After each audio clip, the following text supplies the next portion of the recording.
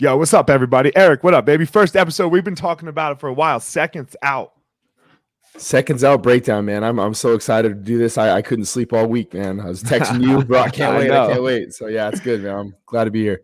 We've been talking about it for a minute, and let's start with why we named it Seconds Out, right? Because we're both just coaches now, and that clacker goes off when there's 10 seconds before the next round's going to start. You had 50 seconds, and they say seconds out. That's right, man. Make your adjustments, get in there, and say what you got to say to your guy or girl, and you're out of the cage. That's it, and then it's on them. It's on them. Man, let's talk about, first of all, let's just talk about our experience as coaches. So you go first. What got you into it? What got us both into it? Like, just let's give everyone a little background on us. Yeah, I think for me, Eliot, I started to realize that I wanted to help navigate men and women's careers and kind of get them to the point of where they're achieving their goals and their dreams, So, I wasn't ever got into the sport to become a pro fighter. I really got in the sport because of the love and the camaraderie. I like being around like-minded individuals, and it kept me busy. It kept me active, but moreover, it allowed me to surround myself with people that were go-getters, and I feel like I needed that in my life.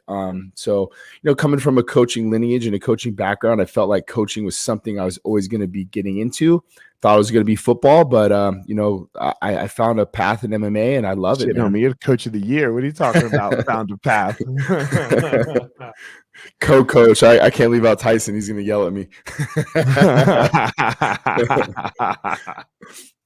Man, it's such an interesting thing, right? This whole coaching gig for both of us. I mean, I was kind of on my way out, right? Right when we talked, and then, God damn it, this fucking girl came into my life, and now I'm not so out at all. I mean, so it's interesting coaching, the ups and the downs, and fuck, let's jump into the first topic, I guess, that we agreed to talk about, and it's going to be this whole coaching athlete thing.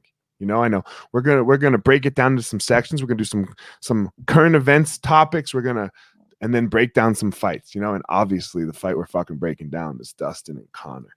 So, but first, let's go these hot topics, these hot button topics. So we're gonna start with the coach and the athlete.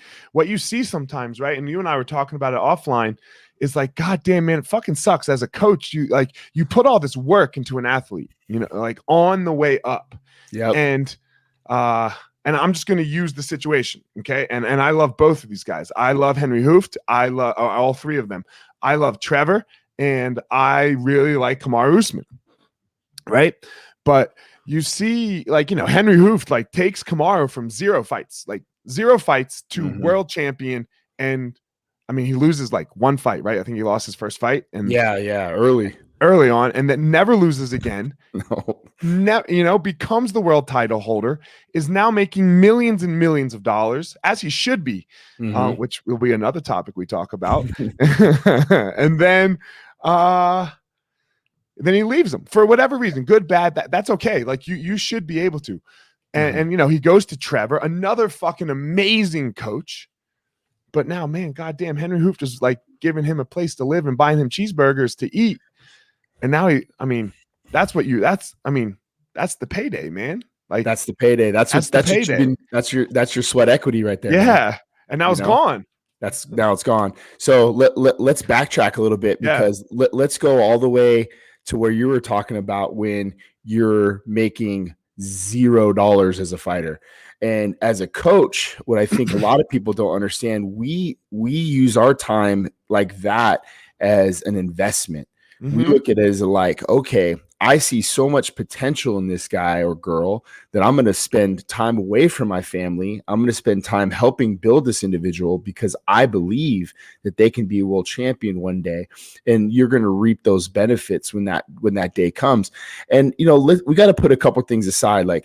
I know Henry and I know Trevor, but I know a lot of times these guys aren't necessarily doing it all the way for monetary value. They're doing it because this is their love, but the monetary value the money definitely helps the situation too. So let's not get things twisted, right? Well, it's one of those things, right? Like you don't, if somebody starts making money, you want a piece, right? Absolutely. It's not this like, no, none of us do it for the money, because when you put in hour versus dollar, I mean, even Trevor at this point, who, for example, who has only champions, right? Yeah, it's still, when you look at the whole scheme of the thing, he's working for pennies on his hour. So you don't do it for the money, but money's what I like to call a KPI. It's a key performance indicator. How are you doing? Right. And shit, like this is your job. Yeah. Right? By definition, this is your job. This is what you should be getting paid for. So, when you look at that, and we've all had that, Eliot, you, me, both, all these guys, we've worked so damn hard to get somebody somewhere, and maybe they don't leave, maybe they just fizzle out, maybe they don't become champion, maybe this, and those are the risk rewards that we have. But when the lottery, most don't, right? Most don't. Yep. But when that lottery ticket hits, man, you certainly hope that you reap the benefits of your hard work and the time that you put in. Now, again, you and I are somewhat outsiders. You and I are very close to all parties involved, but I don't know. I've never sat down with Usman or Henry and any. Maybe Usman does break him off something every once in a while. Maybe, yeah. So we have no clue. I just use that as a situation. Right. Maybe Usman sends him some cash, and if he does, good on him. Right. Good on him. That was just an example. Like this is nothing. This is no knock on. I don't know what he pays Trevor. I don't know what. I mean, I think we know what Usman makes, right? We can find all of that out, you know. And I don't know how he deals with Henry. So that has nothing to do with any of it. I thought it was good on Henry to not coach Gilbert or Usman. That was very stand-up-ish. I thought, 100%. And that's Henry. So again, I think your example is absolutely excellent. We're not trying to make any assumptions here, but I think when you look at the whole heart of the bottom line scenario that you're talking about, you're absolutely right, man. And it's funny because when this whole thing kind of went to fruition, we were asked numerous times on podcasts, and everybody bring up Usman. I made it a point to bring up Henry Hooft, man, because two reasons why. One is what you're talking about, the time he's put in. But I want you guys to understand something. Henry never tried to change Kamaru Usman. He kept him as a grappling striker. He never tried to turn him into a boxer or a kickboxer, something that he wasn't. He did a marvelous job of blending his level changing to his striking, which fit into his wrestling. He never tried to make him something he wasn't. And that's why, in my opinion, he's so damn good. And now Trevor can, add on to that. Exactly. Right? Exactly. Like this is no knock on anyone. We are literally just using a situation where we don't know all the details. I hope Kamaru's paying Henry, so I guess, we wanted to talk a little bit about the solution. Like when you look at other sports that are older, that have been around the game a little bit, with their game, and like, let's just use any other pro sports league, the NFL, the NBA, the coach signs contract with team. If team wants to part ways with coach, team must then pay out coach. The money that is left on the contract, you can 100% part ways. Like there's no holding them to it. And now, or even the players, right, in the NFL, like if you want to go, like the team has to pay it out, or the new team can buy out that contract, right, with the hope of future earnings. How do we do something like that? I've talked about it. Like, man, maybe that first fight, let's just keep using the same situation, Henry, Kamaru, Trevor. Maybe that first fight, it's, 7.5% goes to Henry and 2.5 goes to Trevor. And then the next fight, it's 5-5. And the next fight, it's 7.5, 2.5 the other way. And then, okay, it's all Trevor. But it's some, there's got to be this like scale. Like you can't, but you're talking about like with a Kamaru, you're talking about big fucking money, man. Like what's he make? $5 million a fight?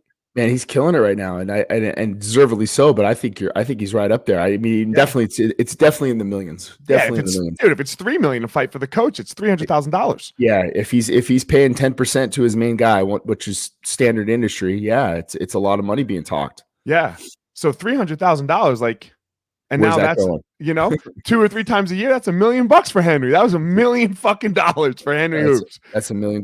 Let me ask you this question, Eliot. Yeah. Now, when you were fighting, were you handshake agreements with your coaches, or what did you do on your end? Yeah, it was always handshake. Handshake. Yeah. Handshake. That's Yeah. it could be a problem, right? It is, man. You know, and you remember the Shark, bro. Mike Mersch was my boy. He was the Yeah. guy for the UFC. You Yeah. know, and Mike is a great resource of information for me. And I sat with Mike one day, and he helped me write out an agreement. He wouldn't call it a contract. He said, "This is an agreement. This helps you and your fighter understand what your roles are, if you will, what you're paying, what you're getting paid for, and all those things." And he said, "Now, is this something that might be legally binding in court?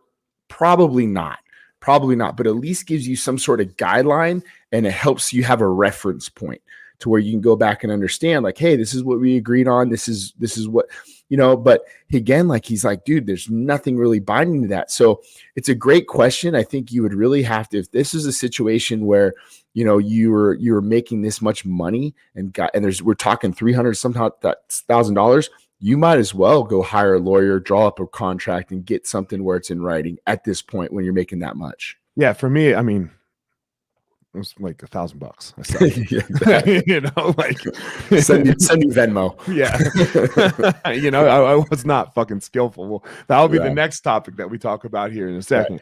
Well, I'm going to use this as an example Yeah. too, Elliot. For me on my end, now Dan Ige and I have been together since the regional circuit, right? And we've been going out to travel with one another. And it was, you know, it's time away from home, money that he couldn't afford to pay me for your hourly rate. And really all he's paying for is your food. But again, like, now this kid just fought his second main event. You know, my checks are now going to my LLC and doing everything else because he's making real money. So the success stories are there. The longevity and the sticking around with the guys and the loyalty is there. But then you draw that fine line, man. Sometimes if guys are too loyal and underperforming and they need a change, are they stuck with that coach? You know, so it's such, you know, back and forth, right? I understand it. Yeah, it's an interesting thing. I think, you know, the relationship, this leads us into like the relationship coach athlete, which is something that I definitely have, you know, they're fucking messy, bro. It's messy, right? It's just a messy relationship. You're not just out there teaching them how to kick and punch and take down and do arm bars. Like, your phone's on 24/7. 24/7. It's like a child. Exactly. Right? They can always call you, and you are not allowed to always call them, right? Like, if they say, yo, coach, leave me alone, you leave them alone. Yep. But like, you go on vacation and the phone rings, you answer. Yeah. You answer. Yeah, it's a 24/7 job. And again, what a lot of people, and I've heard other coaches mention this, and it's just not my style, and credit to them. I think if you're not involved in their whole entire life, you're missing 2/3 of the picture. At minimum. Right? Dude, how long's fight camp? What do you do? 3 fights a year for 6 weeks, let's say? Yeah. What's that? 18 weeks out of a 50. I mean, even if you do 8-week camps, everyone doesn't get an 8-week camp, right? You know, let's say average 6 weeks, 3 times a year. It's 18 weeks. Yeah. I mean, you got it. I'll use the Dan Ige reference again. He just had a baby. So when we're talking camp and we're talking, you know, his life, and we're talking the adjustments that he's making, how do you feel? How is your sleep? How's things at home? And if you don't ask those types of questions, you're not getting all the information that you need out of your fighter. Shit, you might be running this guy on the ground. He might be depressed. There might be things going on you need to talk about to help the situation. So I'm with you, man. It's a 24/7 job, you know, and you're still just getting your 10%. Man, I'm, you know, it's with Montana, who, you know, dude, it's every day. It's like, she's in Texas and it's every day. Like, we're texting and Zooming. Like we have scheduled Zoom meetings 3 days a week. Yeah. Out of camp. In camp, it's every day. Before, like, we get her mind right every day in camp. We get on the Zoom, we do our shit, and there we go, you know? But out of camp, it's 3 days a week, but still texting all through it. And holy fuck, you know? Like, again, this is that, excuse me, that working for peanuts thing, but I wouldn't do it any other way. Because you can't touch the fighter. You can't touch the life of a human any other way. 100%. And you become, right, like I think it was Tyson Chartier. He said it so eloquently. He said, there's trainers and then there's coaches. And he said, you have to understand what the difference between the two is. Trainers are the guy that will hold the pads and do whatever and the rah-rah. But then there's the coaches that are doing everything from the feet to the floor. And then they're the ones that help you at home. And then the ones that having the barbecues and holding you and hugging you after the fights. And when you win and you lose, it's a lot of depth to that stuff, man. And I think that this topic really comes to light as far as two guys that we've been seeing this stuff for a long, long time. Yeah. And it's very relevant in the sport, man. Yeah, I agree. We don't have any answers, but we're just talking about it. So, and I think it just brings up some light for certain people. And I think it becomes a lot of questions that people ask, like, hey, well, what's behind the scenes? I think fighters and fans are predicated to really the 15 minutes in the cage or the 25 minutes in the cage and not really understand what it goes into it for eight to 10 weeks. And it's not like we just said, it's not even 8 to 10 weeks, man. It's year round, baby. Day. Every day. Every day. It's every day. It's like parenting. Yeah. It's like parenting, but with an adult. So it makes it much harder. Exactly. All right. Topic number 2, Triller. These celebrity, not even just Triller, right? These celebrity boxing matches with these guys, screaming that, they're not getting paid. And then it even touches, if this one touches home for you a little bit, how the fuck are we not watching John Jones fight Francis Ngannou? God damn it. Pay those men their fucking money, Eric. Yeah, I'm with you, brother. With the Triller thing, I don't know where you sit with this, Eliot, but I like it. I think it's relevant. I think it's important, but listen, I'm one of those people where I'm happy when people are getting paid. I don't care when and where, whatever. I'm not trying to steal your sunshine. I'm happy you're getting the sunshine. So if you're getting $20 million and you command a market for that, great. My mindset is that, it's kind of like somebody selling their home on your neighborhood for, couple million over market value. It just raises the value for the whole neighborhood. So it's bringing to light what fighter pay looks like. It's shedding some light on this whole scenario, and I hope it trickles down to all of us in the MMA community. Man, where it really chapped my ass as a former fighter was when this goes back a couple years, is when the UFC sold for $4 billion. They put a number on it, right? $4 billion.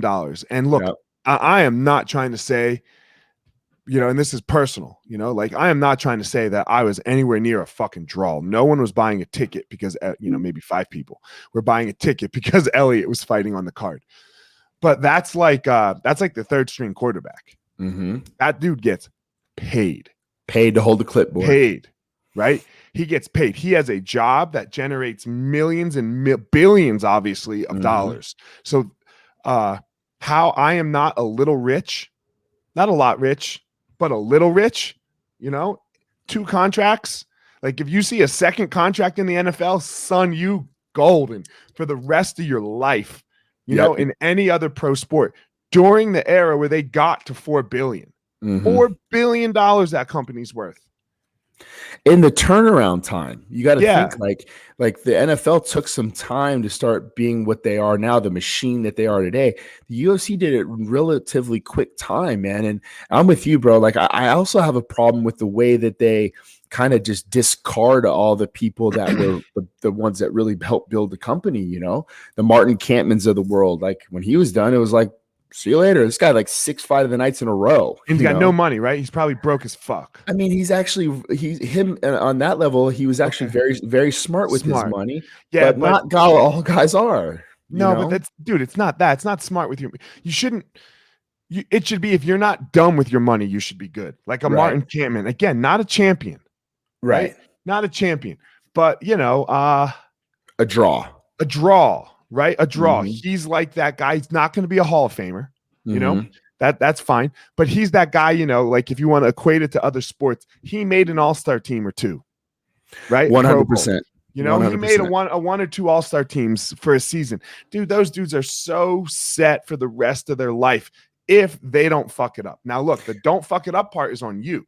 Right. But you should be paid.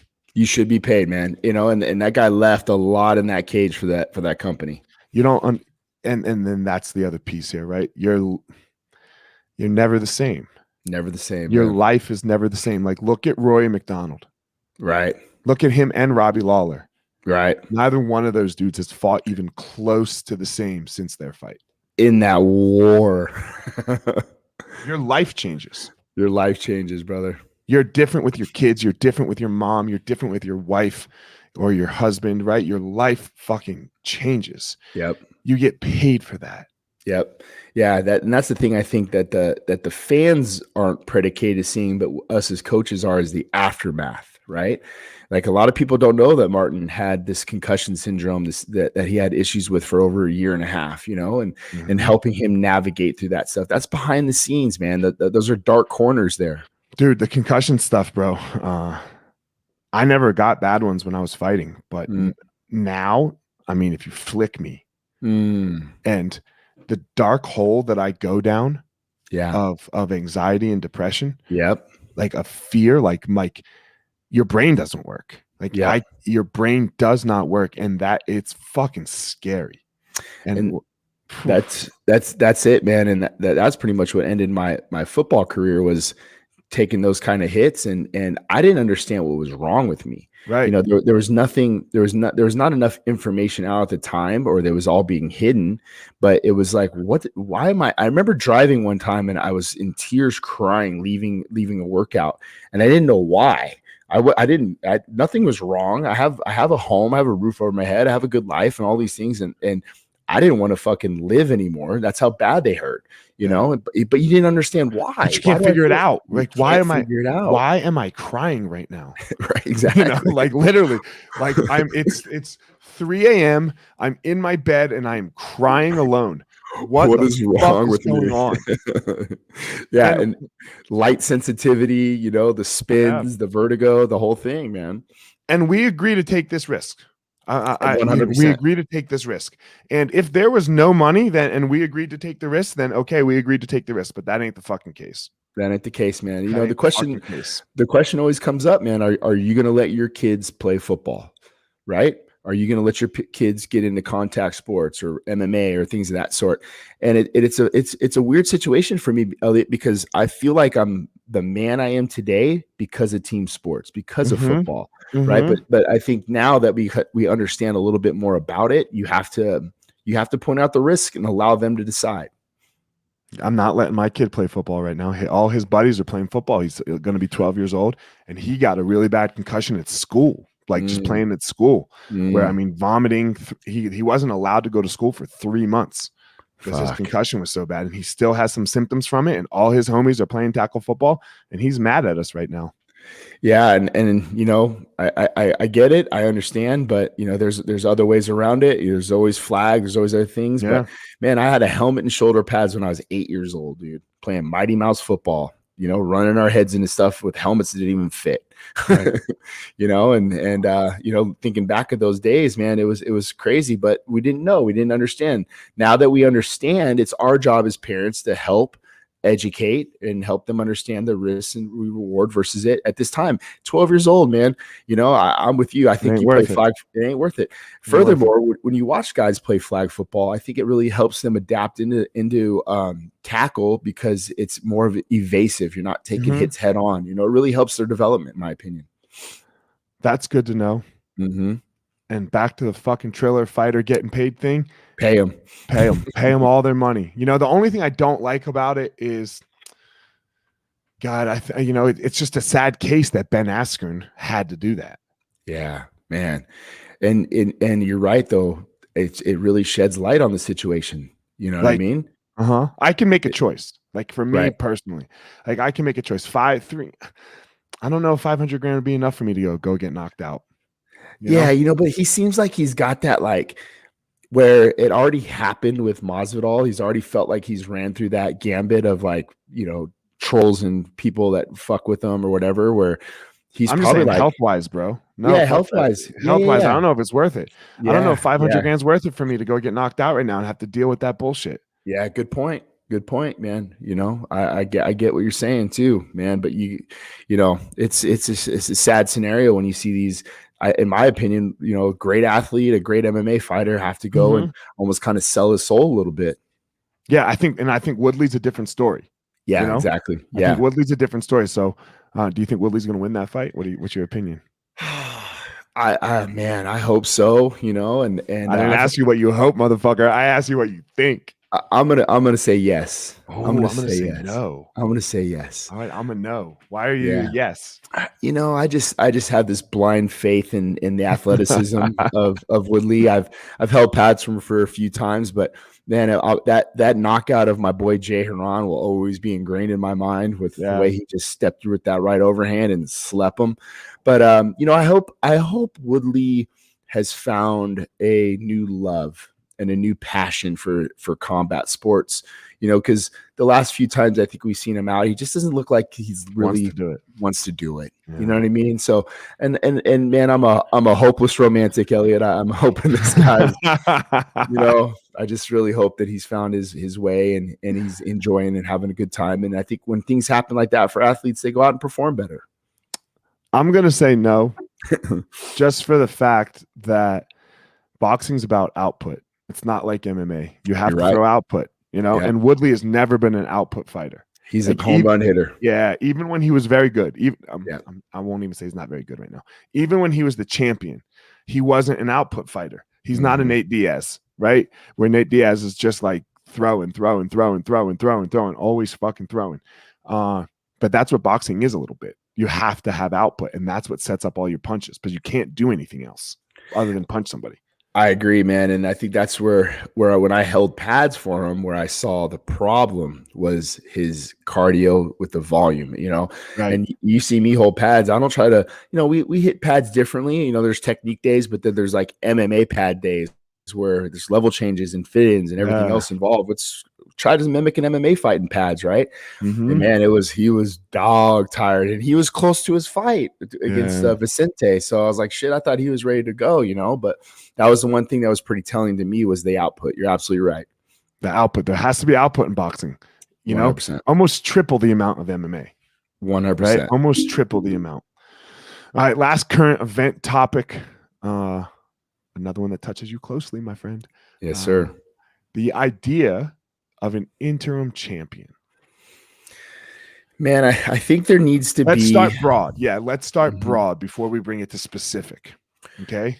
I think there just needs to be a standard set, right? I think there needs to be like just a standard and say like, look, if the champ hasn't defended in X amount of time, we have the right to go out and find an interim title, or somebody needs to step up and we need to make a fight happen.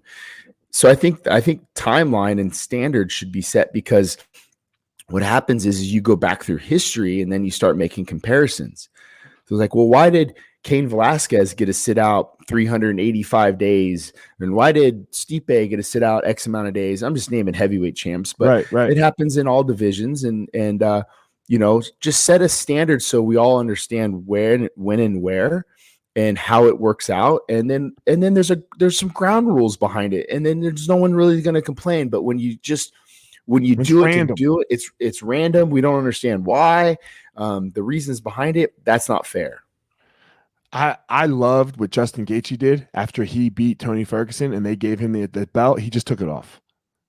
Took it off, man. He took it off. And he's right. And he was right. And then when he fought Khabib, you got to see that he was right. Yeah. He's like, I am not the fucking champ. Yeah. Yeah. Right. I am not the fucking champ. I think we should do it more like boxing. I think guys, like, if you don't defend in a certain, whatever that time is, it shouldn't even be interim. You should just get stripped, and that's okay. And I think just get stripped of your title. Because you have to defend it.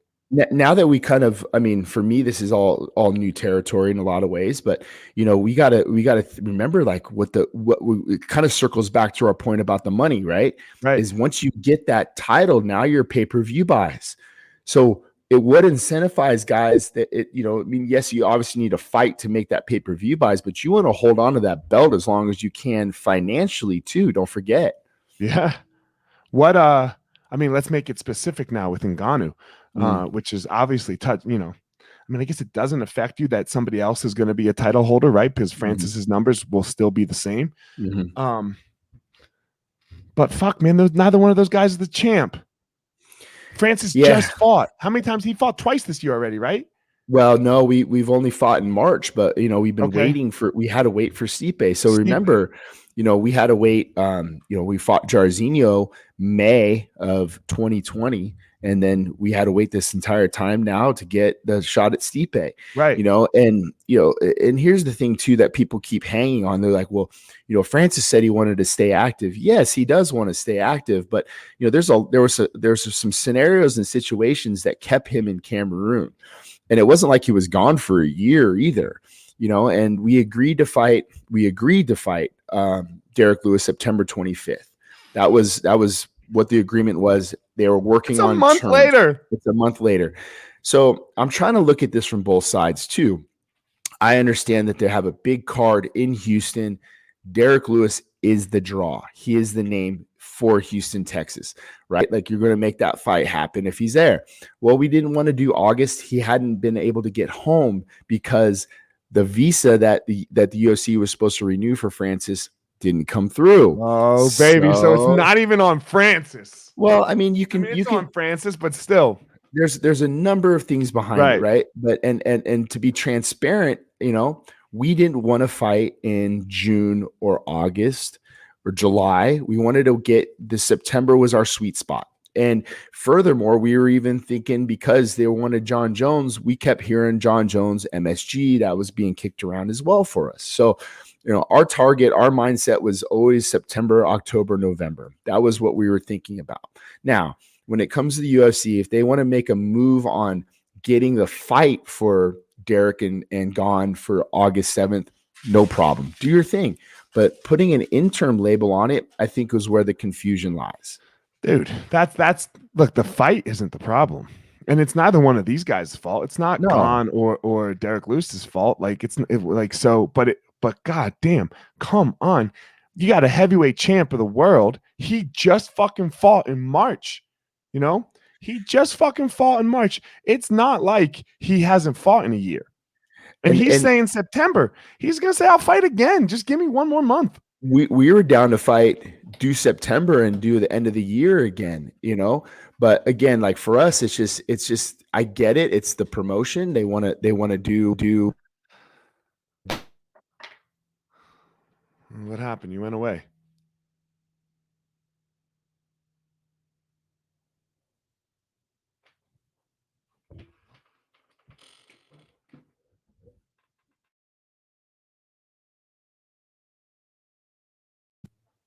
You there? I lost him. That's weird. I'm on. Huh. Paul? Yo, can you hear me? What the fuck just happened? I don't know. I can hear.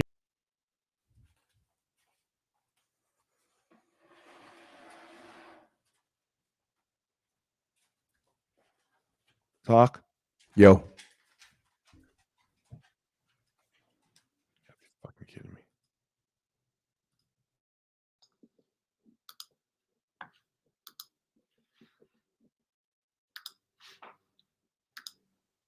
Can you hear me? Go. Yo. Here we go. Go ahead. It's the promotion. Got it? Yep. Go. We'll get that edited. I don't know what. All right. But the promotion has a job to do. I understand that. And that this is going to be a great fight for both of these guys. Congrats to them. I think they're both deserving of that fight. But we all know where that title runs through, and it's through the man from Cameroon. That's it. He's the champ. I hope they do the same thing that Gaethje did and take that fucking belt off. Yeah. Yeah, exactly. Take that belt off, because you're not the fucking champ. Yeah. And it's a fake title, and they're just not the champ. And look, the fight I really want to see is John Jones. Fuck me too. And I don't want to see him fight one of those two. I only want to see him fight Francis. Me too. And that's the legacy fight right there. Both of them. For both of them. For all of us. For both of them. And look, this puts a cherry on top of the pound for pound talk for John Jones forever. Right? Forever. He's the GOAT. He beats Francis. And if Francis beats John Jones, this is the changing of the guard. And you start at asking yourself, is Francis going to be the greatest to ever do it if he puts a little run together? The scariest man on the planet, the whole things. But man, you and I are competitors, right, Elliot? It's like, I just Mm-hmm. want to compete. I want to compete against the best. I want to have the ability to fight and coach against the best to do it. Let's make that Especially fight. when you got a fucking Ferrari, bro. You know, like when you have a Ferrari.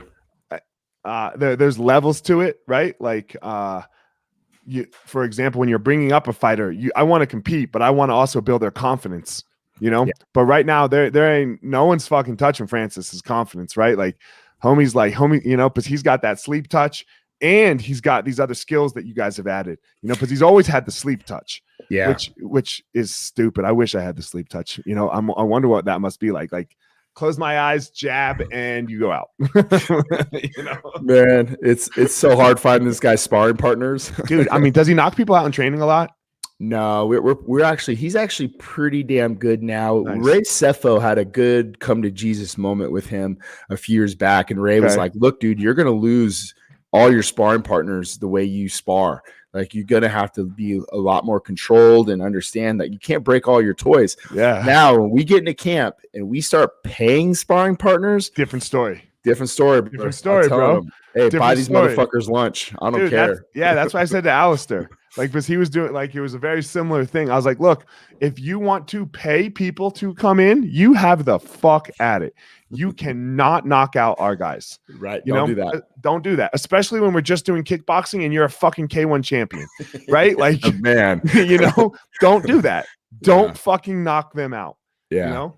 Now, you want to pay them? Have at it, man. What's your thoughts on this whole interim thing?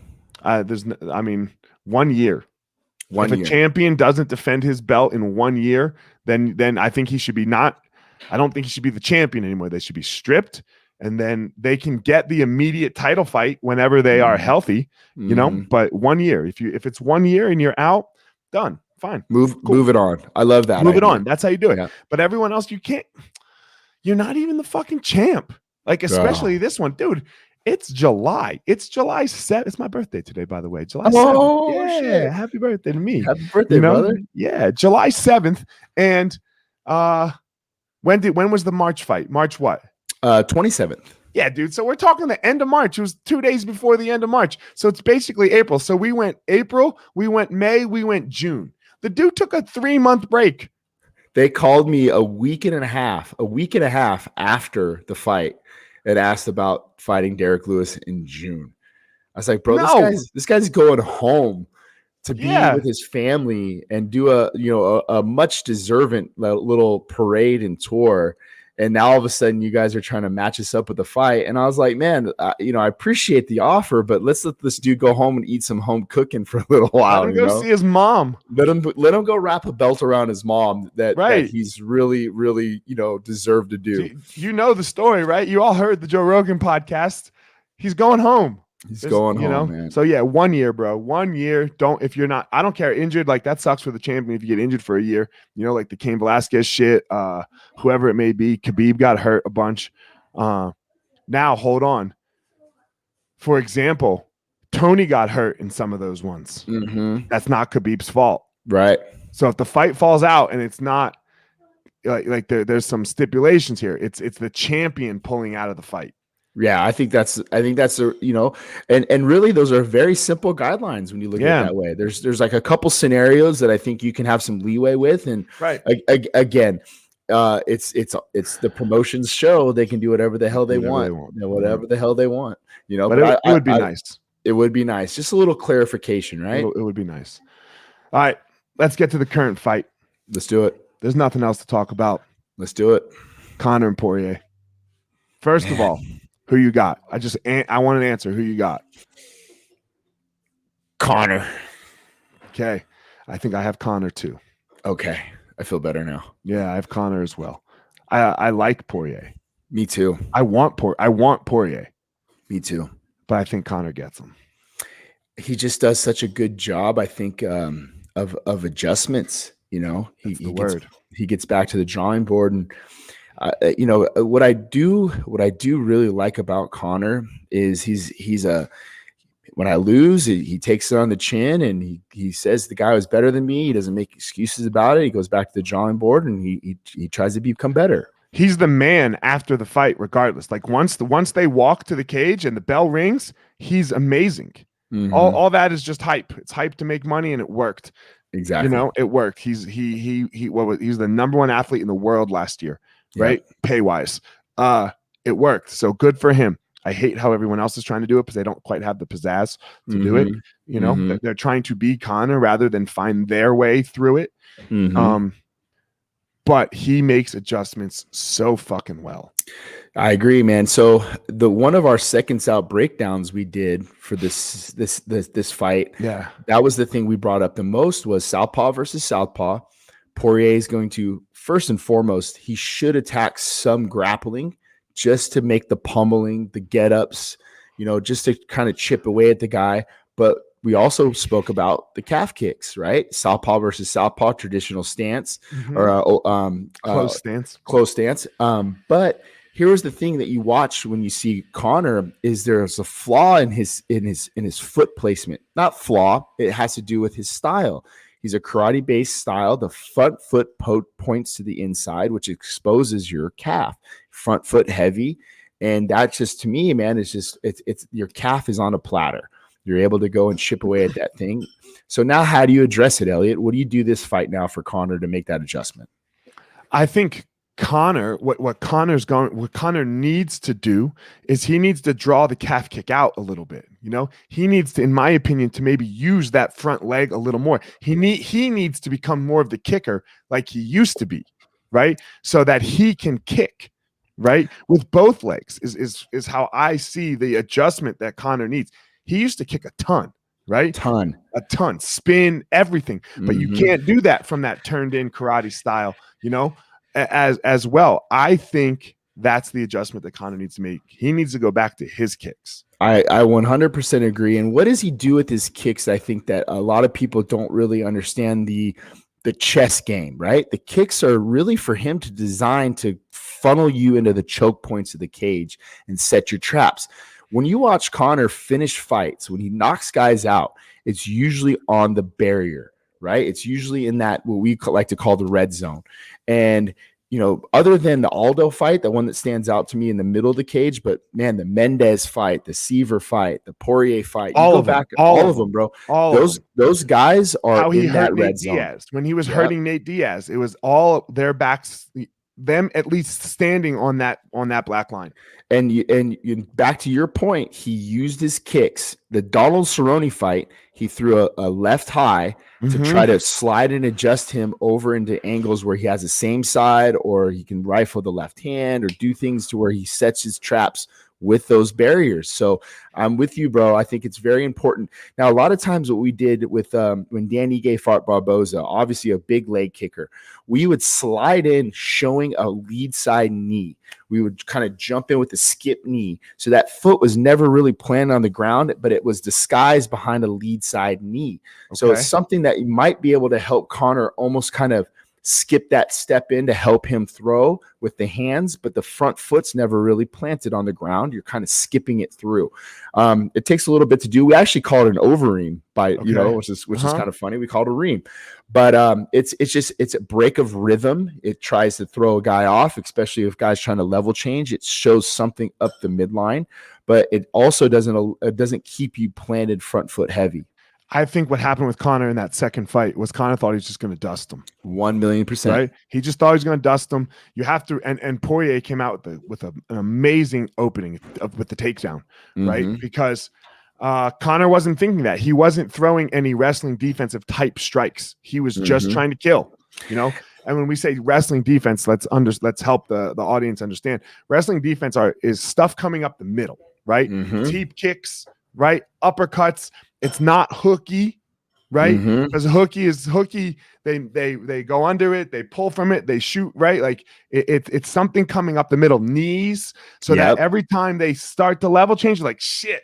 There's something there. There's something we call them. So when you guys hear us in the corner, I call them anti-wrestling strikes. Right.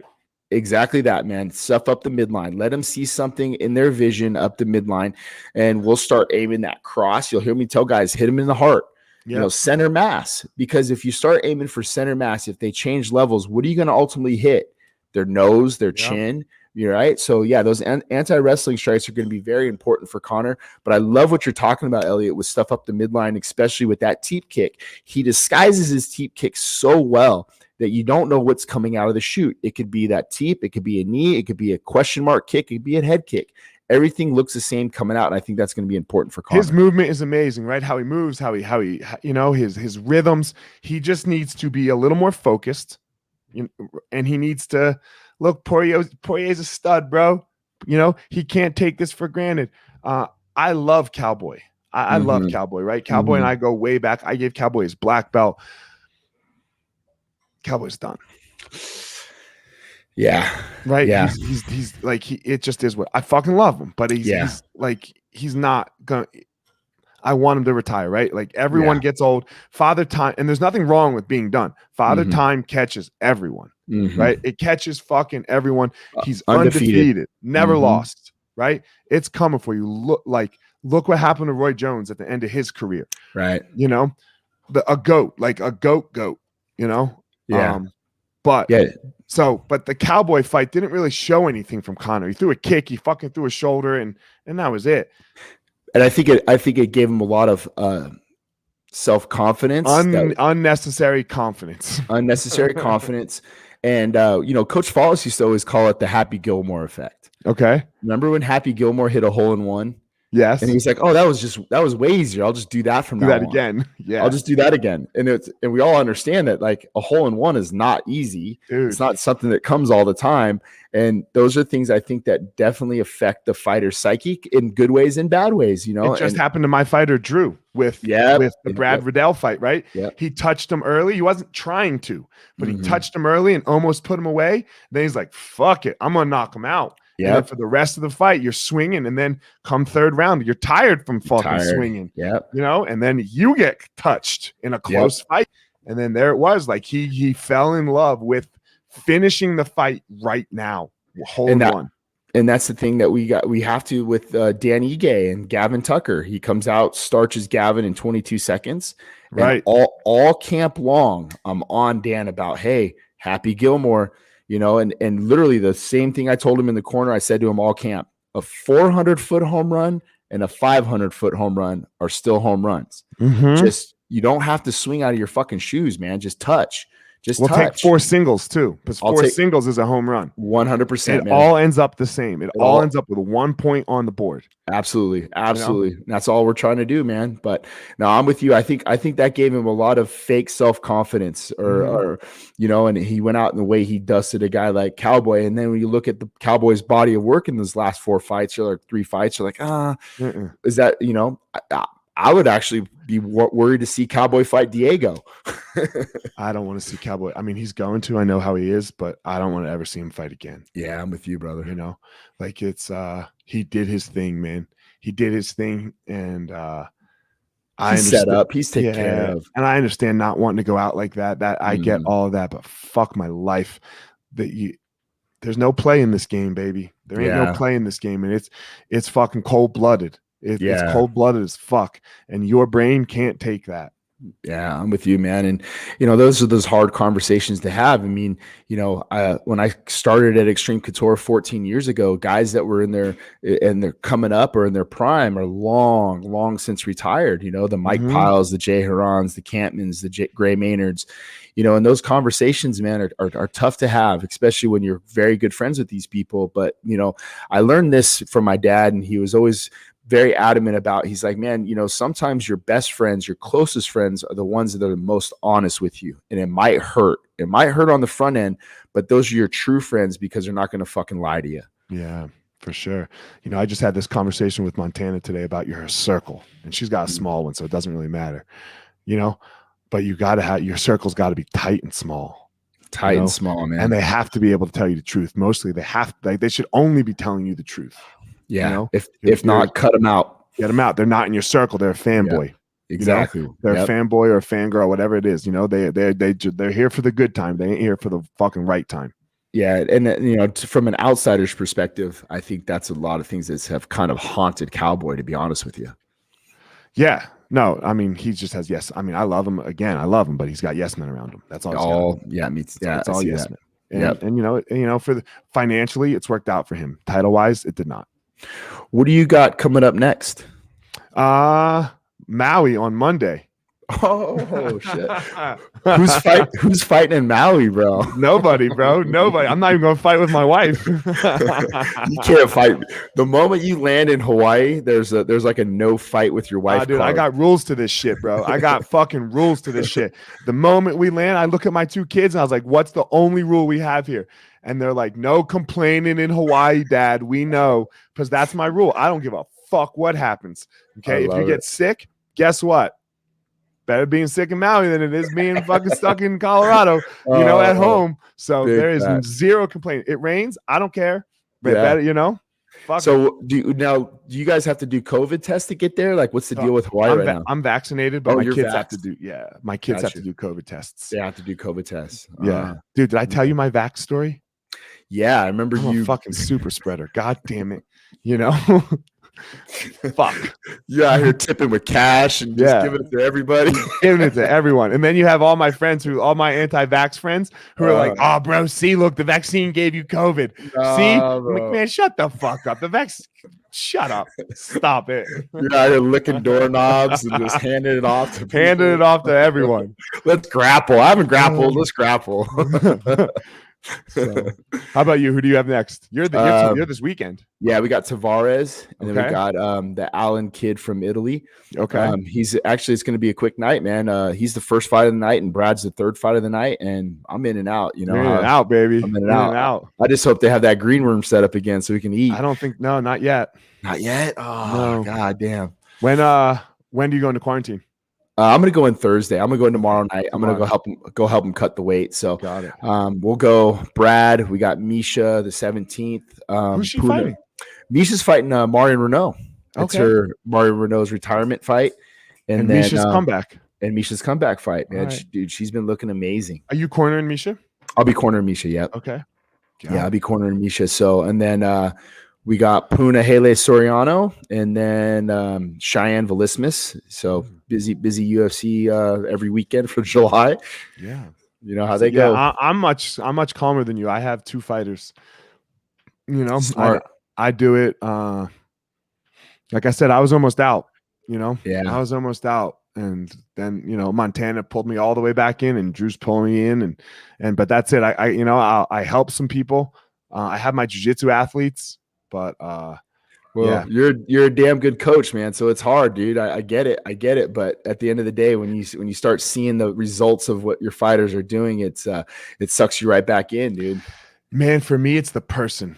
Right. 100%. I'll be fast with the story as we close up here. I was all the way out, just about. I was just about to be done, and then the Mark and Montana came to town. I didn't even know who they were.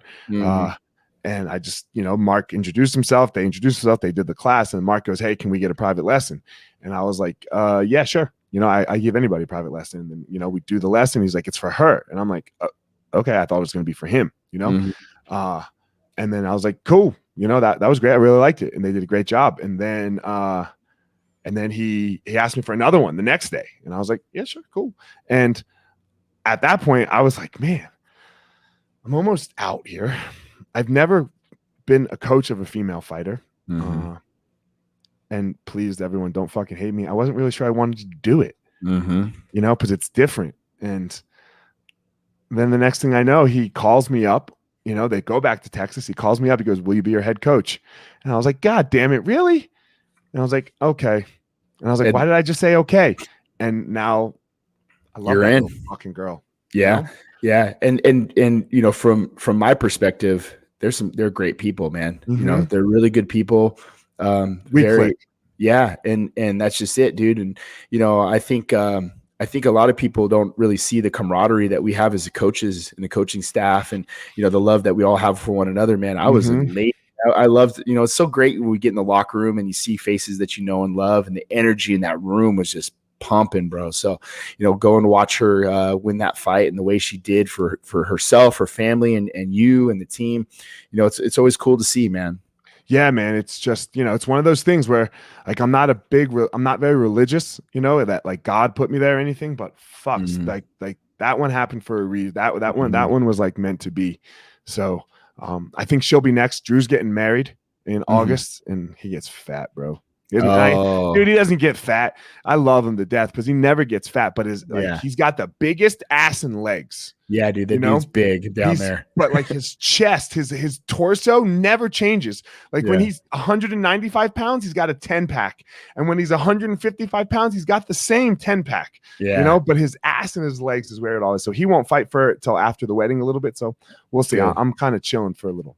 Good for you, man. And, you know, I think it's, you know, I had that good talk with, you know, Trevor calls me about after every fight and kind of gives me something, which I love about Trevor. And he had talked to me about this a few years ago about, you know, trimming some of the fat. Yeah. And it's funny, man, because I think when you trim the fat, it makes room for more lean meat. Right. You start to really benefit more out of the fighters that you have on hand, but it also makes room for maybe somebody more important for you or somebody bigger or better, you know? So I love being busy. I love staying busy, but you know, I think that time's kind of come too, where it's like, man, you got to really pick and choose who you're working with. For me, it's about the connection I have with the person. It's not even about their skills, you know? Yeah. Like, I probably would have to, like, you know, and it's easy to say this because it's not sitting in front of me. But if John Jones asked, I'd probably say no. You know who came and met with me a couple weeks ago was Dominic Reyes. Yeah. He came to the gym and he sat down in the office. And it's funny that you say that. We didn't talk one thing about MMA. We didn't talk one thing about fighting. We talked about him and his life and his family and things he wanted to get better at and change and adapt. And man, I was sold. I just really liked his personality, his style, he never pointed the finger at anybody. Yeah. He just said, man, this is on me. I just need to make a change. I need to be more around a team. And I was like, man, I like what he's saying. I like what I'm hearing, you know, and he wants me and Coach Trevor to kind of run his camps for him. Whitman Yep. Me and Trev. So, you know, we'll see how it works out. Hopefully he makes it out, and that's the plan. But I'm with you, man. It had nothing to do about the fighter. It had to do with the person. Yeah, like I said, like with Montana, I didn't even know who she was. Right. You know, I didn't even know them. I had no clue who they were. Yeah. And then I was like, oh, she grapples. That's cool. She grapples kind of like me. Oh, fuck yeah, that's kind of cool. She's mean, bro. Yeah, we're getting there. We're getting there. There's everyone thinks it's that ground and pound. It is not the ground and pound. We'll talk about it on the next one, maybe. I don't know if I want to give my secret away yet. I'll tell you. All right, but fair enough. Fair enough. I'm trying to pick your brain a little bit. Yeah. All right, guys. Seconds out. MMA coach, MMA junkie, coach of the year, Eric Nixick. Me, Eliot Marshall. Tell them whether we hit you up on the gram, baby. Eric_XCMMA. At Fire Marshall 205, and don't make fun of me for not being 205 anymore, bitches. We're out. All right, brother.